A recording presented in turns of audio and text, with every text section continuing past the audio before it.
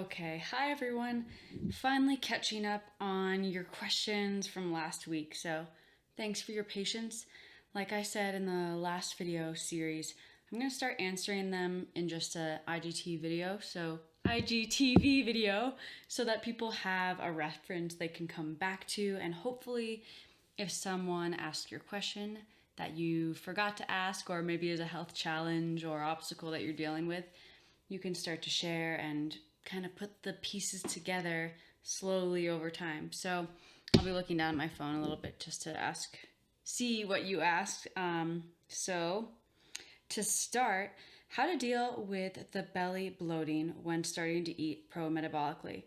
So a lot of people say pro-metabolic, but I'd actually have to know more of what that really looks like for you, because yes, there's pro-metabolic foods, but actually understanding what the impact of food, or seeing how a food is impacting you, could be vastly different than maybe how it's impacting your friend or your partner or your sister.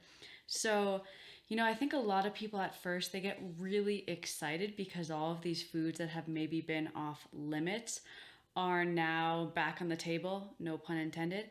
But say you're not fully digesting dairy or milk, that could be a possible cause of the bloating.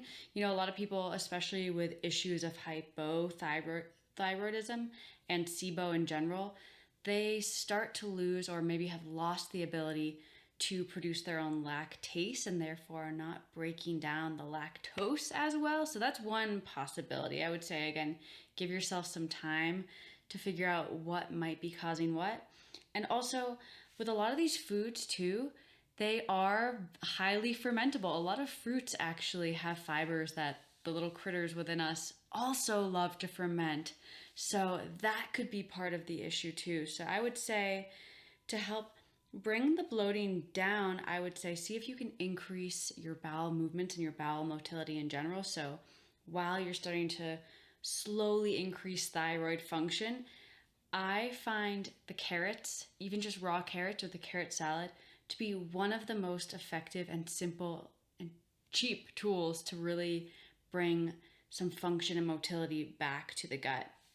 I want to add really quickly, make sure you're doing diaphragmatic breathing. I think a lot of people with gut issues have maybe comorbid anxiety, and they're barely breathing past their chest. So this diaphragmatic area is barely moving up and down, which again can cause a lot of issues down here when we're not taking full belly breaths.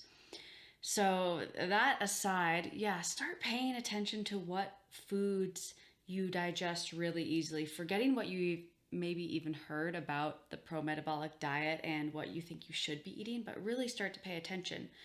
Something even as simple as watermelon, seemingly easy to digest, full of so much water, can be really hard for some people. So I would say give yourself some time while you slowly start to pull apart the pieces, and be gentle with yourself too, because I know sometimes it's exciting to be able to eat something new and that tastes really good, but making sure to check in with your own digestive system as well. All right. How to fix histamine issues. So, yeah, histamine responses and the whole stress cascade that can set off the mast cells to release their histamine can be triggered by so many different things. It could be low blood sugar in general, blood sugar swings. It could be high stress, high adrenaline. It could be an underlying infection. It could be mold, heavy metals. All sorts of initial triggers can set off this kind of roller coaster of an event. But I would say, to fix them, at least at first, I like to again bring it back to the foundation. And oftentimes when DAO, the enzyme that helps break down histamine, if that's low, again, we're going to be more reactive to histamine in general. So copper helps support the production of this enzyme. So starting to pay attention if maybe you're craving copper-rich foods, or if you've tended to be deficient in the past, this could be something to look into. But I personally have found that just supporting my blood sugar balance in general has decreased my histamine response, which is amazing to think about. But if you step back to understand that when our blood sugar is swinging all over the place and we're having a stress reaction as a response to that dip in blood sugar, when adrenaline is high, that alone can set off a histamine reaction, therefore making you more reactive to certain histamine rich foods or even seemingly benign foods. So I would say it's a matter of getting to the root of your minerals and making sure to eat maybe more than you're even used to. Sometimes that can take maybe even 6 times a day, almost imagining mini meals and mini snacks to make sure your blood sugar is staying as balanced as possible. Any books, articles you think everyone recovering from chronic illness should read? So as many of you know, I'm a big fan of distracting the brain while we're trying to heal a chronic illness. And it's because so many of us fall into this trap of wanting to fix and wanting to feel better and wanting to find what the heck is leading to this and what caused that and why are we this way. And that can really stir up the stress hormones even more. So when it comes to teaching the body that it's safe to relax, that it's safe to enter that rest and digest state, I think the more we can distract the brain with non-health related topics, the better. So that's where I find a lot of comfort in poetry and even just humorous books or even just fiction that is powerful enough to pull you out of your reality for a moment. And when it comes to some even gentle and fun philosophical approaches, the Tao of Pooh was one of my favorites when I was really in the mud. And Eckhart Tolle, again, has been one of my angels along the path. And people like Pema Chodron, find everything that starts to resonate and just see if you can find reading material that gets you in the state that feels like you're actually able to step out of the fixing mode, step out of the body for a moment and start to be in this place of creativity and inspiration. But in terms of maybe understanding the roots of your chronic illness, I really like The Body Keeps the Score by Bessel van der Kolk, not sure how to say it. And a lot of people keep mentioning It Didn't Start With Me by Mark Wolin, so that could be something to think about too. And of course, Kate Deering's book, How to Heal Your Metabolism, I think is a wonderful resource for people starting to understand that maybe all of the diets you've tried in the past didn't work for a reason, and starting to heal the metabolism and support that and lower stress from nourishing the body can be just really eye-opening and comforting at the same time. Okay, healthy weight gain. Yeah, this is a big one. I think a lot of people, when they're recovering from restrictive eating, healing diets, or even just malnourishment, eating way over what they think they should be eating, and still are not gaining weight. There's a lot of layers to this when it comes to malabsorption and just even cell dysfunction. But I would say starting to step into the idea that your ideal weight might actually be very different than your body's functional and healthy, thriving weight. And the more you can forget what culture has put into your head about what's attractive, what's beautiful, what's healthy, and really start to focus on, wow, am I sleeping well? Am I feeling well? Do I feel really strong and mobile? Am I flexible?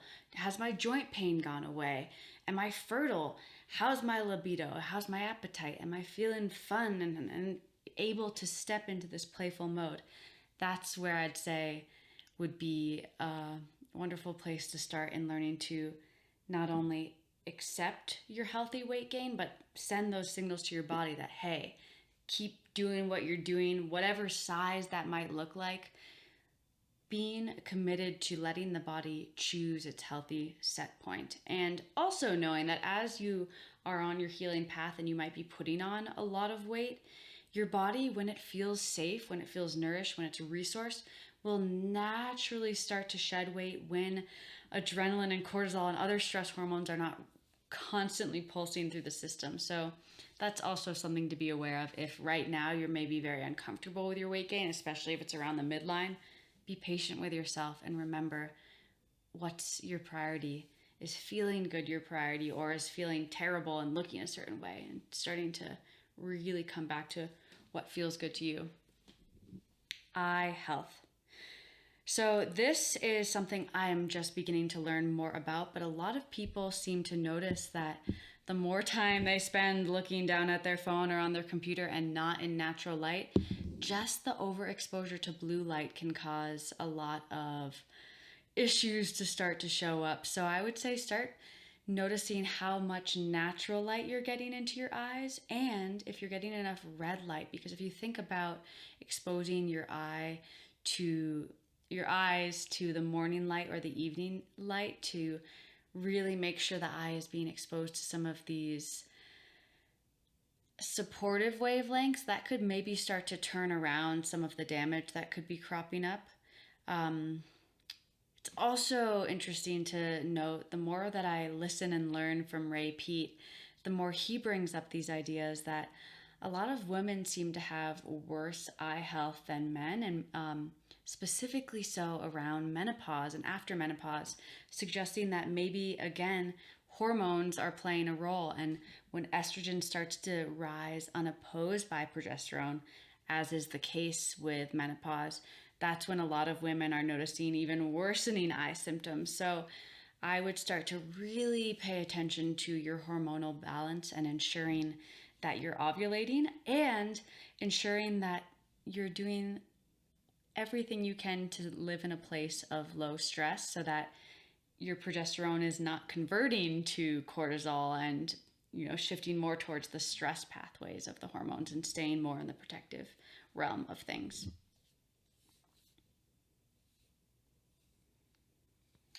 Keeping stress at bay. So yeah, I just touched on that a little bit, but in the wellness world, there's a funny idea of just managing stress and, scheduling in your meditation, making sure you're exercising, making sure you're eating right, making sure you are doing all of the things to live in this zenful state, which is ironic because oftentimes just having a to-do list of trying to feel better actually makes someone feel more stressed out. So I would start to really tune into you and your nervous system and start really slowing down enough to see what truly resonates with your system. What allows you to feel restful? It might surprise you. Some people actually find they can much more easily rest when they're gently moving. I'm thinking like a gentle walk or some trigger pointing, or have you tried dancing? Very, very simple things. And I think the more simple you can make it, the better. Something you can embody throughout the day. So it's almost as if you're living a stress-free or a low-stress lifestyle, as opposed to rushing throughout the day, working a job you don't like, and then trying to de-stress. You see what I'm getting at? I personally find dance to be one of the most stress-relieving activities out there. Gentle, slow walking, and just appreciating nature, getting out of the head for a moment. I think talking with people you love can be, again, very helpful, just to remember that we are connected to others, and that sometimes it's really easy to be so focused on trying to feel better that we forget that there is a world out there. Did I say trigger pointing? Trigger pointing can help get the stress out of the tissues. And then even just basic physiological approaches, I would say, again, would be keeping the blood sugar balance, because every time you have a blood sugar swing or a blood sugar surge, that's going to set off that cascade of stress hormones, which can make you feel stressed out even when life is good. So that's something to think about too. And my final thought on this is starting to pay attention more to the thoughts you entertain and the thoughts you let take up space, because I think oftentimes we forget that we have a choice in what thoughts we fuel. And a lot of people find that so often we don't feel the way we want to feel, and that creates stress. So starting to even find peace with where you're at and learning to embrace whatever emotions are coming up and learning to work with them as opposed to trying to push them away. So I could talk way more about this. Maybe I will later. How to unwire learned anxiety stress. So this relates as well. I think unwiring, rewiring, even honoring that the subconscious can be primed for danger even when life is safe. So many layers to this, but that's why I love the tapping. I love the cognitive behavioral approaches, even exposure therapy, asking yourself certain questions that might catch certain thought patterns out, catch them off guard. Byron Katie has inspired me, and she always asks, is that true? Is that thought true? And how do you know for sure? And who would you be without that thought? So starting to really pay attention to what the heck this thing is doing, and if we can get a little bit of distance and start to imagine what would happen if we engaged other thoughts and let those take up more space. So, have you heard about German new medicine for healing? No. I will add that to my list. More about your personal health story. So I could dance and write poems and paintings about this, but to keep it short for today, I feel like in my journey of trying to feel better, I did all the classic things of seeing specialists and doctors and getting tests and taking supplements and getting IVs and doing treatments. And while those were necessary in the process, they took me further away from feeling like I could feel safe in my physical body. And it's almost like I did this big circle and finally came back to learning that the nervous system might be the most important place to start. And yes, working from a biological perspective and honoring nutrient deficiencies and helping the body chelate heavy metals and helping the body slowly push out toxic mold and start to bring down infection loads and things like that. Yes, so important. But if we step into this realm of trying to fix and to detox and to push the body to feel better, I've felt that has taken me more away from what health really is. And even with a very sick body or a body that's still healing or has all of these layers of diagnoses, I think there is this possibility of finding health in the brain and in the heart, as cliche as that sounds, when we kind of learn to make peace with what is and learn that to really remember that these challenges are here to help us learn to make peace with ourselves, learn to really not take things for granted. So I'll leave it at that for today, but feel free to ask more specific questions because it's too long of a journey to squeeze in right here. How you and your partner met. Oh, so I met my husband, well, also a very long story, but mutual friends of friends, and we were introduced kind of just hoping that we'd be friends, and then now we're married. Detoxing heavy metals. Yeah, there's a lot of different ways to do this. I think a lot of the really aggressive ways can be quite dangerous because we're taking all of these things to mobilize the metals out of our body. But a couple of things can happen. As it's mobilized, if it's not bound to, it can be recirculating and then maybe stored in more sensitive tissues like our brain. Maybe we start to mobilize it from the bones, but then if it's stored somewhere that's even more fragile and more vulnerable to damage, it's almost like we should have kept it stored. So I would say the gentle ways of detoxing metals would be things as simple as coffee and shilajit and humic and fulvic acid and sweating. I think there's some really cool information and studies coming out on sauna therapy and just sweating in general, and how you can start to really release things like cadmium at really large amounts and mercury. And that being said too, in terms of detoxing, making sure you're not re-exposing yourself to unnecessary heavy metals. So that's something to think about too, because even something as basic and simple as fish, so delicious, so yummy, and very valuable as a protein source, but could also be very high in heavy metals. So if we're eating tuna every single day or eating salmon 5 nights a week, that's something to pay attention to as well.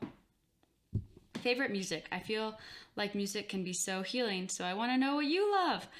I think I am a fan of almost everything aside from heavy metal and stressful music, but I find myself putting on literally everything depending on what mood I am in, from lazy cat jazz to African music to kind of old school hip hop. I'm a big fan of Mariah Carey and more of that fun kind of dance music. I love gospel music. I love folk. So everything. Balancing blood sugar. Does it just take nourishment and time? Do I need patience or change?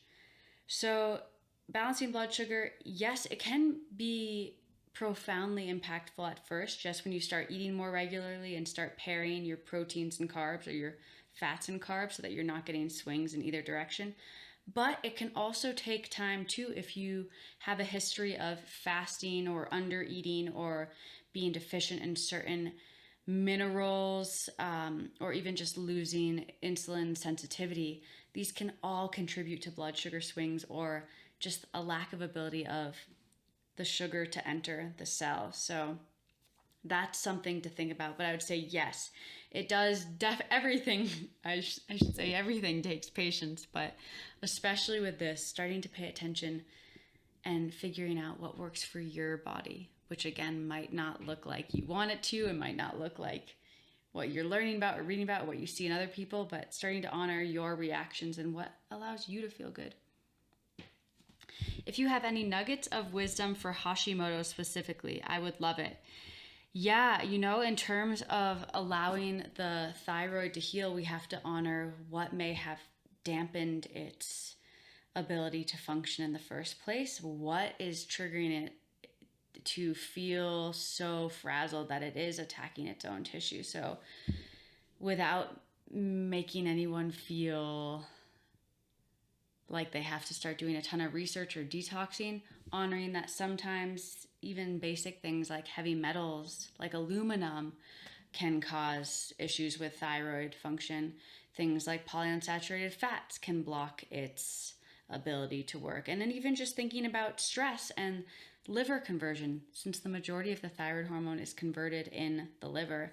If we are living a really stressful life and we're eating certain foods that are maybe triggering us and causing inflammation and lowering our liver's ability to convert that hormone, that could be an issue too. But I've met so many people that have reversed their Hashimoto's through diet and lifestyle alone, and I think that's really inspiring to even hold on to that nugget, just realizing that with patience and experimentation and time and true nourishment and starting to live in ways that feel good to you, that's when your body can start to release these diagnoses and start to function in ways that you want it to. Oh, thanks for the compliment. All right, next round of questions. Do you recommend an iodine supplement? No, I think it can be dangerous to supplement kind of blindly, because we have to always think about things in terms of a balance. We don't want so much iodine that it's causing a hyperthyroid, but we also want just enough to make sure that our thyroid is rumbling along smoothly. But I think honoring that we even get small amounts from milk and seafood and even things like seaweed, and just focusing more on a nutrient-dense, balanced diet as opposed to thinking that you need to supplement with a specific amount or, a specific supplement. Because I think, oftentimes I wonder how much of this is just driven by marketing and certain companies wanting to profit off of us feeling like we need to buy that single supplement versus just thinking, wait, I can get plenty from my milk and my seafood, and really starting there. Eat chocolate, pineapple, cocoa aminos in small amounts. Eliminate to not build up. I'm assuming maybe you mean, interesting, maybe histamine. There could be a couple of different things in those foods. But I think if you're feeling good on those foods, I would just trust your body to detoxify what it's not serving it. And if you start to feel like you're having symptoms, then maybe pay attention. I think chocolate can be hit or miss with some people, myself included. If I eat too much, I definitely do not feel very great. And just honoring what load feels good for you. You know, I don't think there's a right or wrong way to do this thing. It's more about honoring what allows your body to feel its best and to continue healing and creating energy in ways that you start to even notice improvements in symptoms. So, can I react to some histamine food, not others? Does amount matter? Absolutely. I think the type of food definitely matters, and the amount would matter too, because if you think about your enzymes, the DAO enzyme's ability to break down histamine, maybe you have just enough to break down a little bit of histamine that might be maybe coming from that piece of dark chocolate that you had. But if you had 6 bars of dark chocolate and you can barely keep up with the clearance, maybe that's when you start to notice a headache. So I would say, again, absolutely honoring if you have a certain reaction to a food. Yes, get curious, maybe starting to figure out why, and also feel free to avoid that food for a little bit while your body starts to calm down or rebalance. Releasing stress from my body. So just like that earlier question, I'd say finding what works for you. And I want to remind you that everyone has their ideas about what you should do and how you should balance your life and how you should live your life. But ultimately, you know what works for you.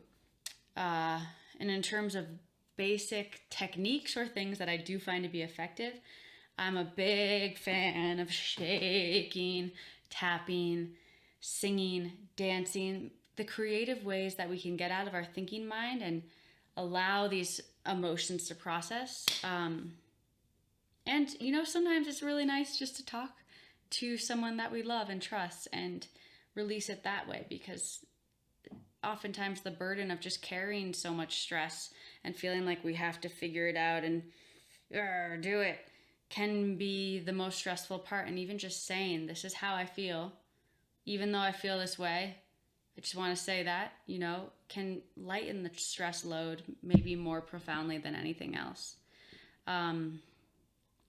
Trigger pointing as well, if it's been more chronic, if you're feeling it in your tissues. And recently getting very interested in rolfing and working with the fascia. So that might be something to think about too, depending on what is available to you. How do you handle eating out and at other people's homes? So really depends. If you have really intense reactions, honoring that, always feel free to bring your own snacks and food, making sure that you always have something, but also remembering too that it's sometimes more important to eat something than it is to eat perfectly. And I think a lot of times, again, when we're healing, we get so focused on having to do it right, or, you know, maybe if we're on a low FODMAP, low carb, low salicylate, low oxalate diet, we become paralyzed eating out, maybe so scared that they won't have the right food for us.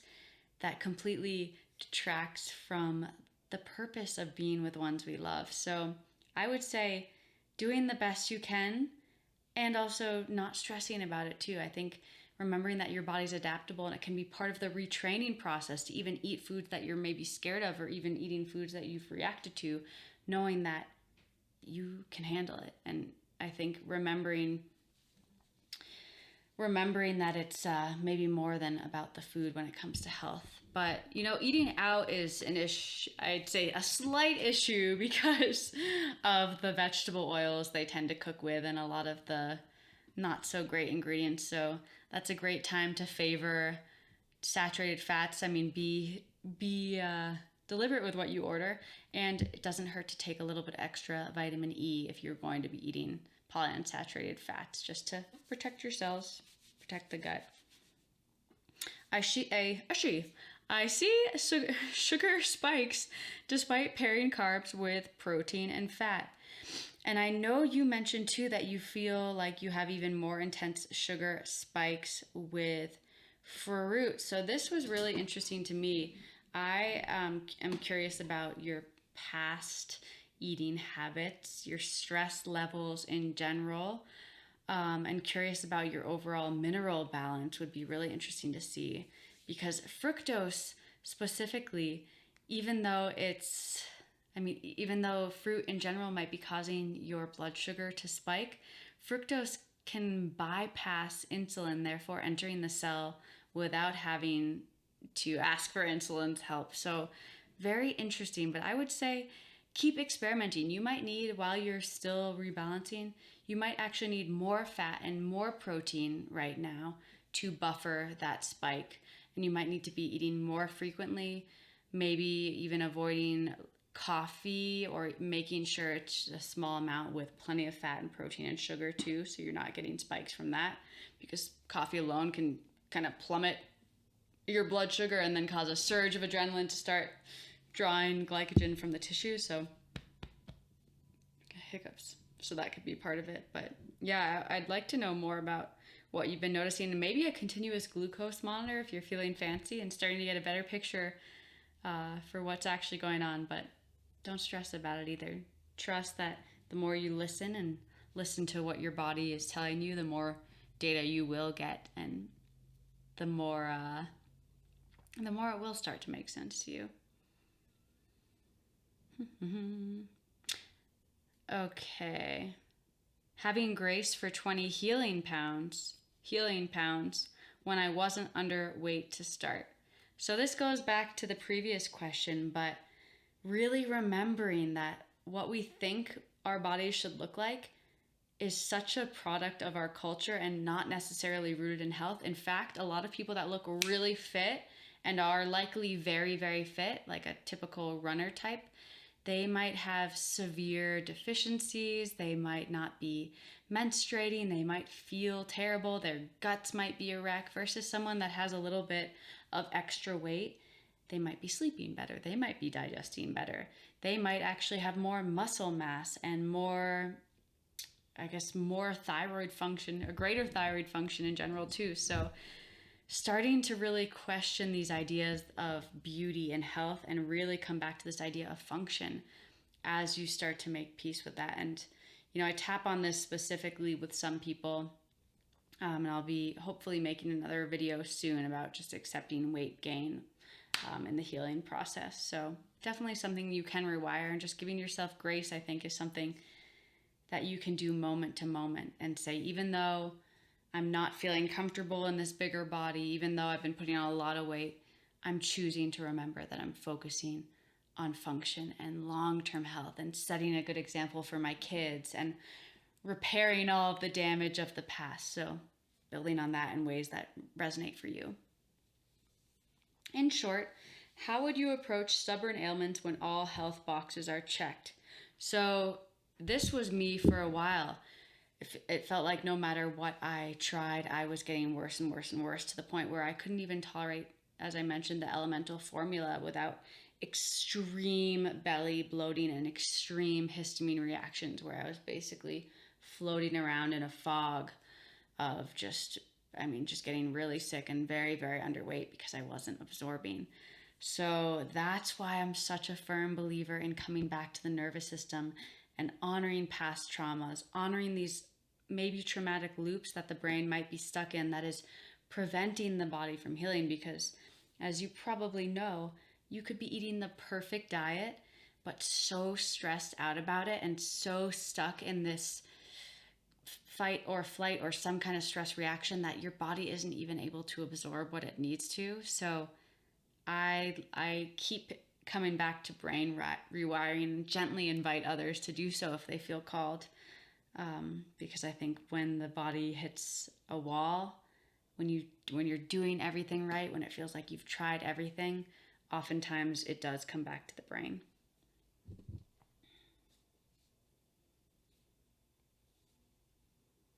how to stop overeating, even healthy foods like nuts.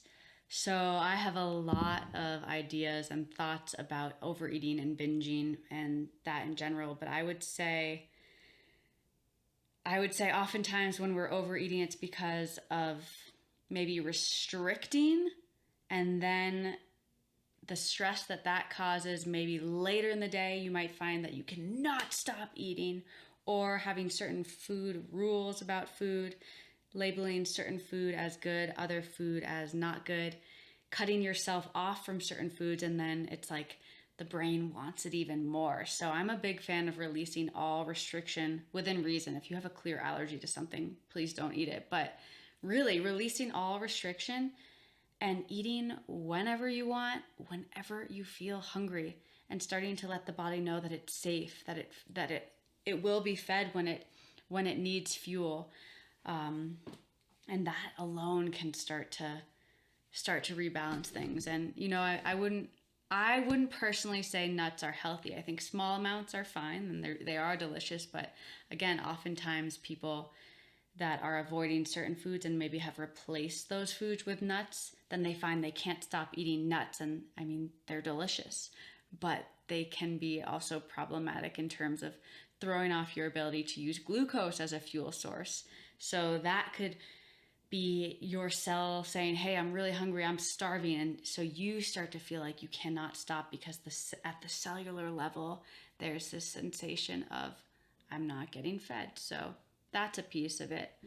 But yeah, really starting to eat freely and regularly, and balancing blood sugar, and starting to question these food rules and ideas about food. Even the funny idea that you shouldn't eat after 7 p.m. I think is an interesting one. And a lot of people start to notice that when they start eating whenever they want and listening to what they want, the power that food has over them starts to soften. A lot of people feel like they can't stop eating bread because they haven't had it in 6 years and they're going crazy. And then all of a sudden they give themselves permission to have as much as they want. And maybe in a couple of days or a couple of weeks, it's like they could leave it or take it. So a lot to dive into there. But again, the idea of grace, giving yourself grace, and maybe thinking about, I might need more fuel, not less. I might need to eat more of my food at the beginning of the day so I don't get to the end of the day feeling so hungry. Or,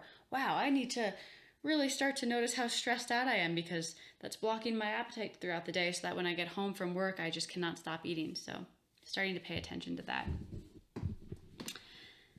To help for hyperhidrosis or excessive sweating. So I actually do not know much about this, but I'm really, really curious what your temperature is while you're sweating, because say your body temperature is actually pretty low. To me, that says it's some kind of stress response. And I'm thinking maybe even some kind of gut irritation that might be setting off this stress response. And we often see this in cases of hypothyroidism, where you actually have very low heat tolerance. So you might be sweating and feeling really uncomfortable even just walking outside, even though your core temperature is at 95 or 96. So I would start to look there and see if you can start to put together the pieces. And there are fancy tests you can do. You could even just start to look at your vitamin D and cortisol levels to start to see what might be going on behind the scenes. Gluten. I'm going to save that for later as a separate post. There's a lot of thoughts about that. I think gluten, if it's prepared properly, as in sourdough or sprouted, can be okay for people that even may have antibodies to gluten or gliadin. But also honoring how you feel too. And if you do have celiac, full-blown celiac, it's not the time to start adding in gluten, and giving your gut and your system time to rebalance, I think would be a good place to start. Any idea about spotting during ovulation? So yes, actually, I think if hormonal imbalances start to take root, and say you start to actually not be ovulating, maybe it's that time of month, but you're not ovulating, so you don't have that surge of progesterone to start to balance out the estrogen and deactivate the estrogen, just high levels of estrogen with very low levels of progesterone can cause spotting throughout the cycle. So that's something to pay attention to. And, you know, even just honoring again that adrenaline can block progesterone production. So if we're living a really stressed out life, if we're skipping meals, if we are having constant blood sugar swings, if we have infections, all these things, and we are preventing the normal production of progesterone, that alone, just having not enough to oppose estrogen, could be causing issues, even if you are ovulating. So thinking more about the context of your life and maybe stepping back and asking, okay, what can I do to step into this place of more relaxation and more lightness and ease throughout the week, and seeing if that starts to make a difference, especially when you expect to be spotting. And just a thinking of a case that I recently came across. This client was having really intense spotting throughout almost the entire month, but the more that she's shifted towards pro-metabolic eating and eating regularly, skipping intense workouts and just coming back to low stress, high nourishment, the spotting has almost disappeared. So that's something to think about. And that's without even supplementing with progesterone. So amazing.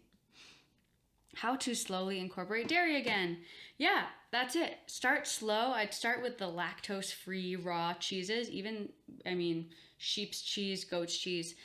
I still am not sure how I feel about the A2 versus the not A2. Again, I think just honoring what you personally react to or don't react to, and what you crave and what you like. If you really find yourself liking Parmesan, start there. And then maybe starting to add in small amounts of milk with the lactose to see how you're doing. Raw milk can be very beneficial because it still has a lot of the enzymes to help you break it down, and even breaking down the lactose. So yeah, just going slow and easy and trusting yourself. And if you do have a reaction, scale back for a little bit. I think as the metabolic rate improves, as your gut improves, you might be able to digest and handle something that you couldn't a couple months ago. So that's something to keep in mind. Any tips for helping the body get rid of oxalate overload? So I would say start with avoiding a lot of the oxalate-rich foods, and that's, I think, mostly like spinach and kale, some grains, chocolate actually, some nuts, I'm not sure.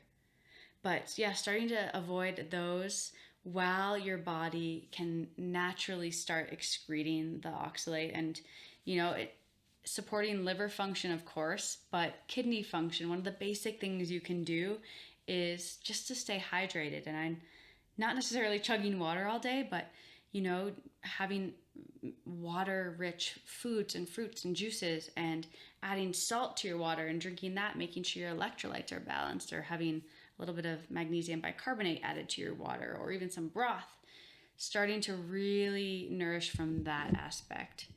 And paying attention to bioavailable protein too, because if we're only eating muscle meat, that can cause a slight buildup of ammonia in the system.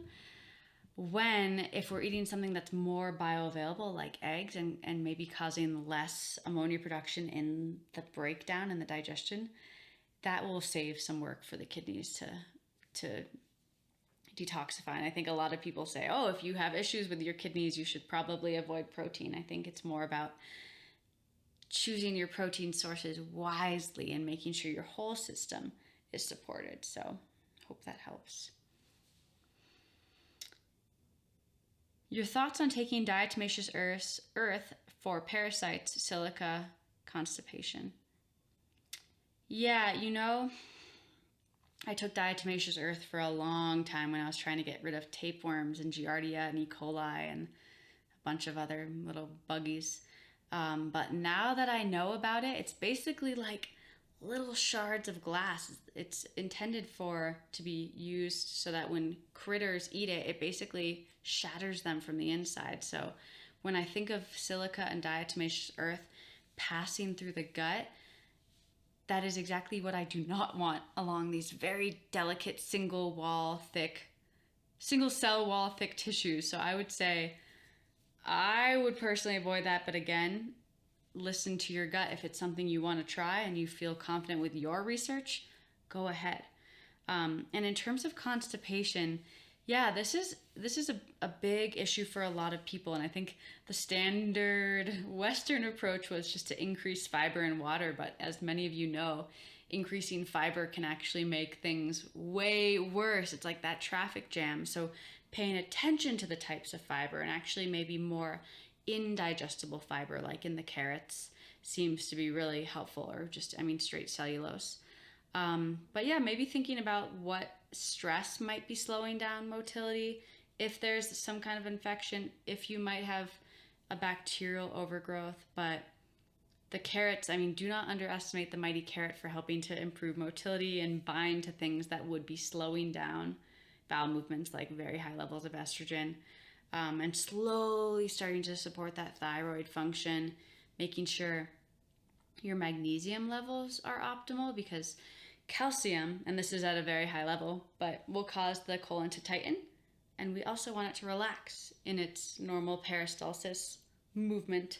So making sure you're getting enough magnesium, which if you're in a very stressed state, which just being constipated alone is stressful for the body, you might need a little bit more right now. So thinking about getting it topically, taking baths, thinking about your favorite magnesium-rich foods, and going from there before adding in a supplement. And worst or last case scenario, to cascara has been life-saving for me on my journey, because I tried literally every laxative option, from aloe vera and habanero peppers, and oh man, the list goes on. There's so many different blends of triphala and magnesium oxide and wow, senna. Some pretty gnarly blends actually, and notice maybe they worked at first, but I got really sensitive to them or felt terrible after taking them for even a couple of days, or even just having explosive bowel movements out in public, which I would not recommend. I think cascara is one of the safest options, and it has protective benefits for the system beyond just regulating bowel function. So even taken at a low dose that's not enough to cause a laxative effect can be profoundly supportive to bile flow, to liver health, to even just viral and immune health. So that's something to think about too. All right, I think we have a couple more.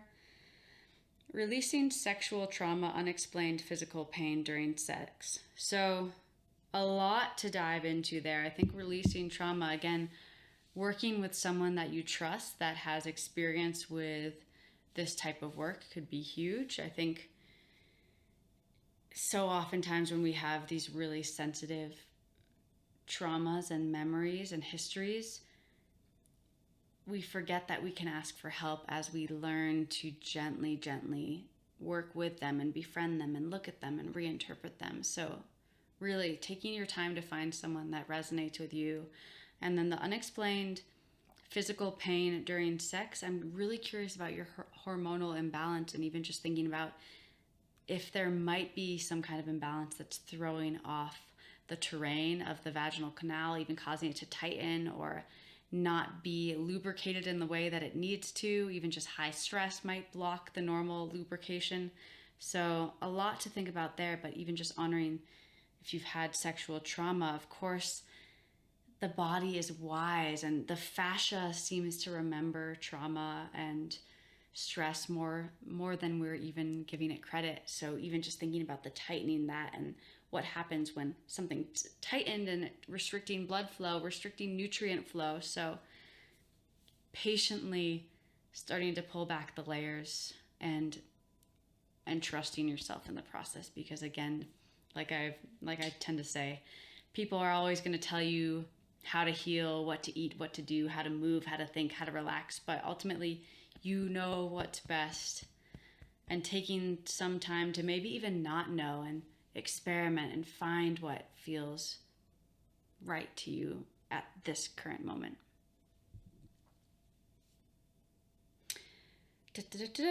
More on constipation. Colon hydrotherapy. Okay, we'll end with this. Do you need to prepare? Do you recommend it for anyone?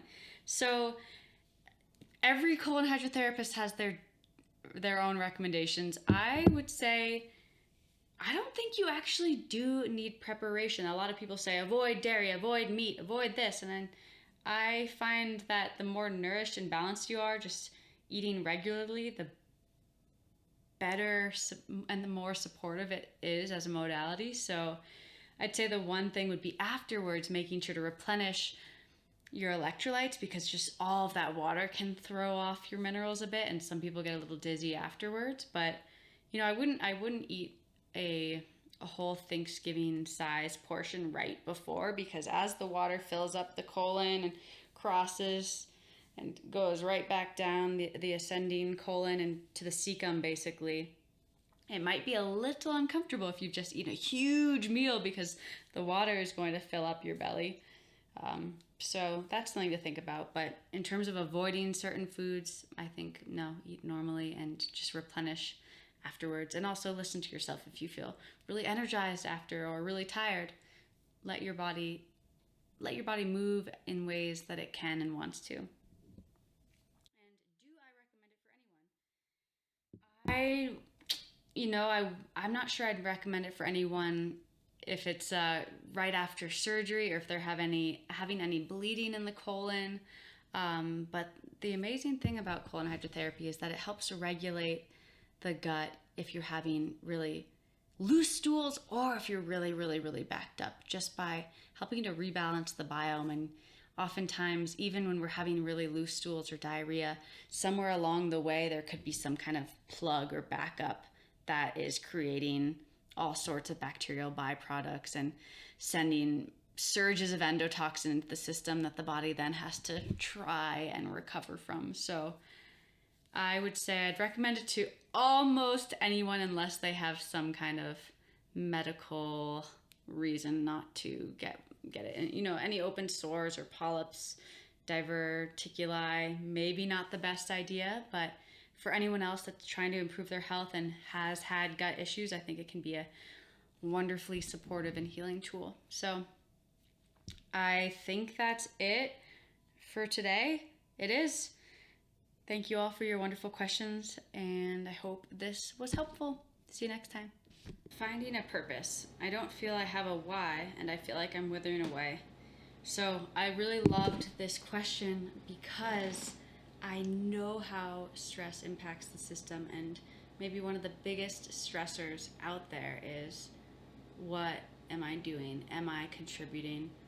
What's the purpose of this? I feel like I don't know what to do, and how consuming that can be. So it reminded me of this quote by Eckhart Tolle, and he was talking about basically, if you don't know, instead of asking what do I do with my life, ask what life wants to do with you. And I think this reframe is so helpful, because if we think about this idea of being of service, how do we support other people?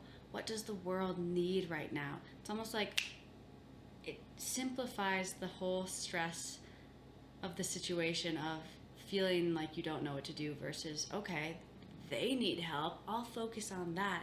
And seeing what you might discover about yourself in the process might be the most exciting thing. So really starting to reframe it, and even feeling excited that you don't know what your purpose is, because now you have this wonderful, beautiful chance to explore and see how you can start to uplift all of these people that need help in ways that feel creative and inspiring to you. And along the way, you might even just find your purpose. So hope that helps. Some scrub, Jay. We've got some planks, some learning, got some videos, some slippers.